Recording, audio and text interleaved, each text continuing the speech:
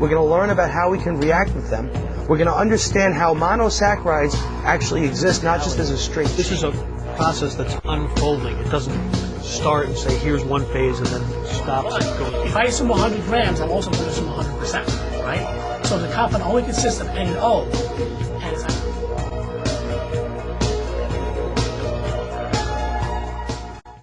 Hello and welcome back to Calculus.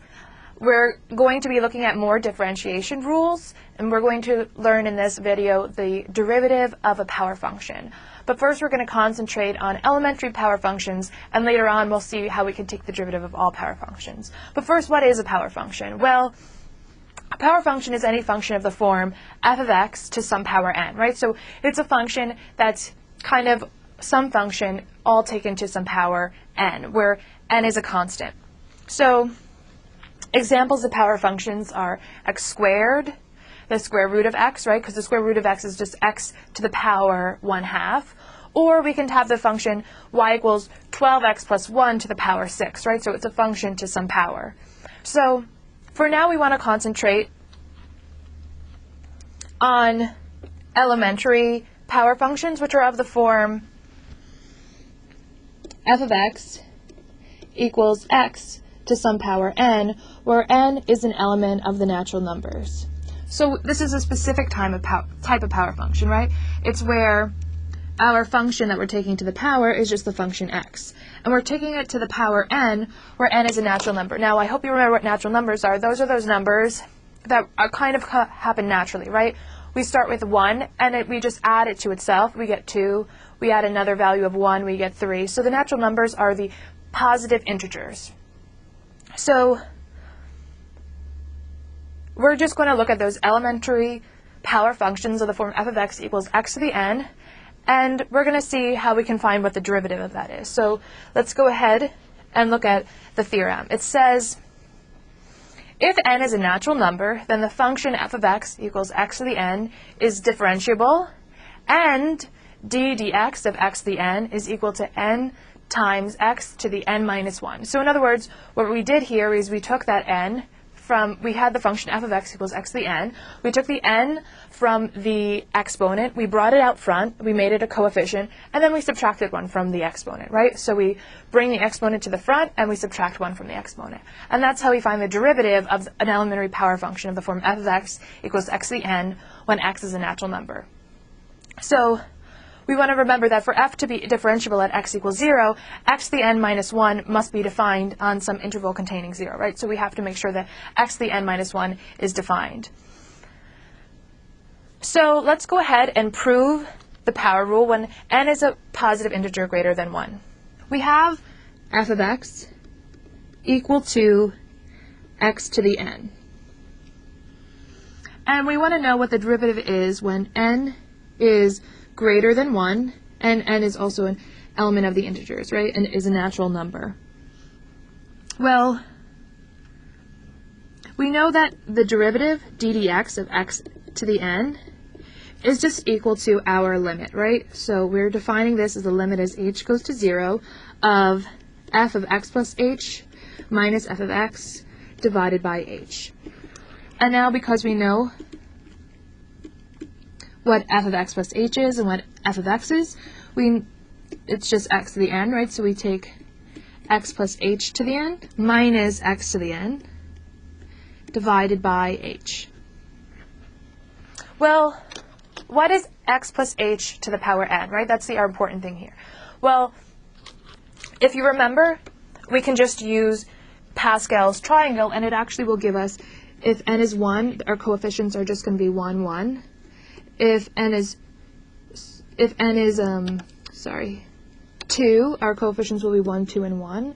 If n is 3, our coefficients will be 1, 3, 3, 1. If n is 4, we have 1, 4, 6, 4, 1, and so on and so forth, right? So we're just adding these values together in order to get the next line. So 1 plus, and adding 1s on the perimeter, right? So 1 plus 4 is 5, 4 plus 6 is 10, 6 plus 4 is 5, 4 plus 1, 6 plus 4 again is 10, 4 plus 1 is 5, and then we added 1 on the perimeter, right?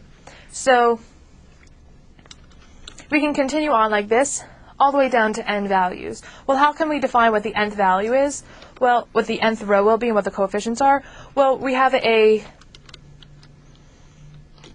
basic formula for it, right? And it comes from the binomial theorem, which tells us what happens when we want to choose, right? It comes from probability of choosing, combinations of possibilities. But all we need to know in order to prove this is just that x plus h to the n, right? So we have x plus h to the n, and that's going to be equal to, well, we know our first value is always going to have the coefficient 1, right?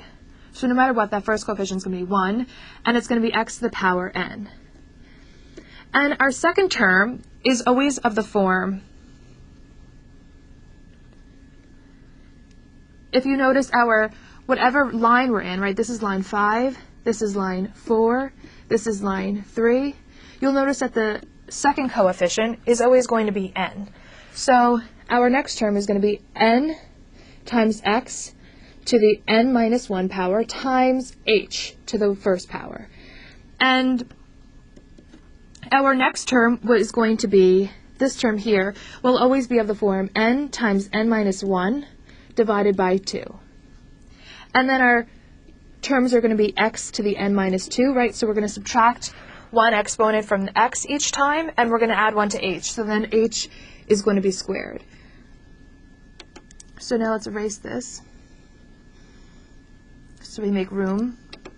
And what happens is we keep going in this way. And what you notice is, here we have h to the power 0, h to the power 1, h to the power 2, and we're going to go all the way up to h to the power n, right? So all of these terms are going to involve h in them, greater than h squared, right? So this term is going to have h cubed in it, and we're going to go all the way up to h to the n, and this is going to be x plus h to the n, right? So it's going to be of this form. So now we can write our limit as h goes to 0 as x to the n plus n x to the n minus 1 times h plus n times n minus 1 over 2 times x to the n minus 2 times h squared. And then we keep going all the way till we have h to the n. And we want to subtract x to the n and divide by h. So now what I hope you notice is that we have an x to the n here and a negative x to the n here, so these will cancel. And the other important thing to notice is, remember what I said when we wrote out what x plus h to the n was, right?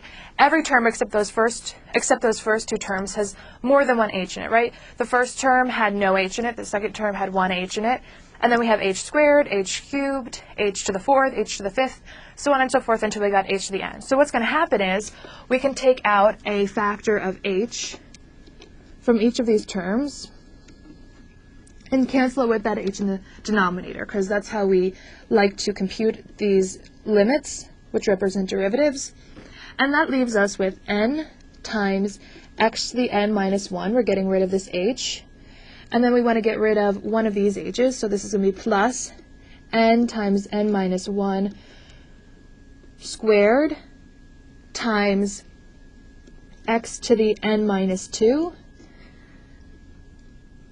times h, plus we have all these terms involve h's, and then our last one will be h to the n minus 1, right? We're going to take out one h from there, and this is what we're left with. Well, if you notice, each term of the first term now has an h in it, right? So our first term has no h, the rest have an